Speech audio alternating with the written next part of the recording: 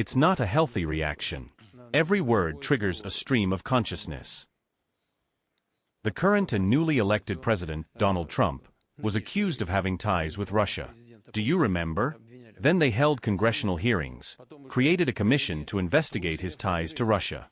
There was nothing. There was nothing. Nothing was proven. Nothing. And yet they used imaginary ties to Russia with unimaginable energy that could have been put to better use until the last moment. That's nonsense. I would not like Russia to return to the path it followed until 2022, as I said in my speech.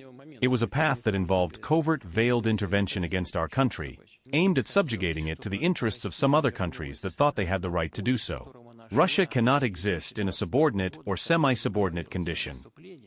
It seems to me that our people, the simplest people, ordinary citizens, have realized it. They have realized what our geopolitical opponents are trying to do to us.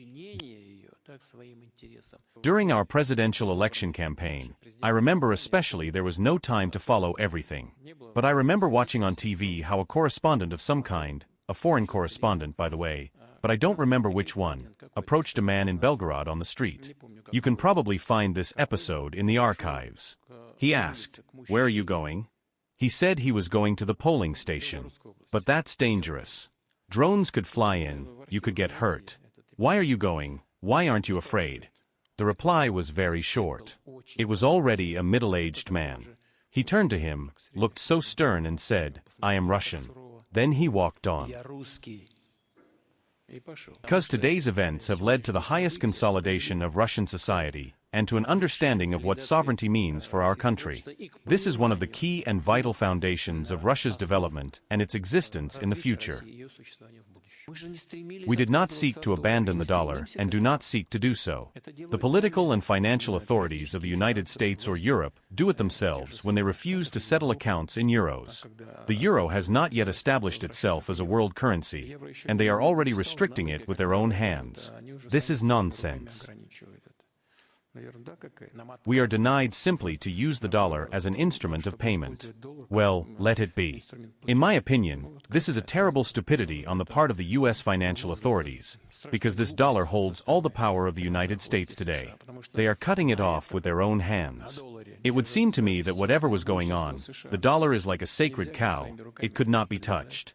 With their own hands they cut the horns off this cow, they don't wash its udder.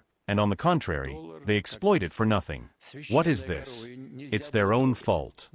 As for what we saw at the opening of the Olympics, I honestly didn't even watch it at first. Then I was told that something was going on, and I watched it.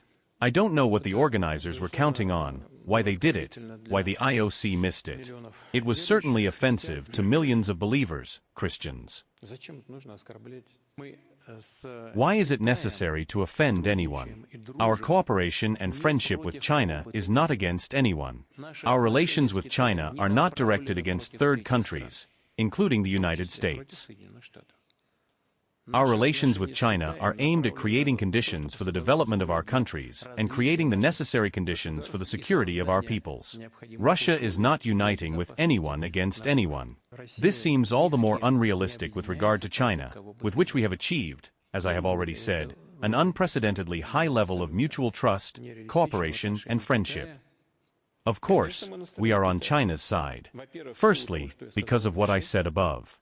We do not believe that China is pursuing an aggressive policy in the region. A lot of things revolve around Taiwan. Everybody formally recognizes Taiwan is part of China. But what's the reality? In practice, they act in a completely different direction, provoking the situation in the direction of aggravation. Why? Isn't it for the same reason they provoked the Ukrainian crisis?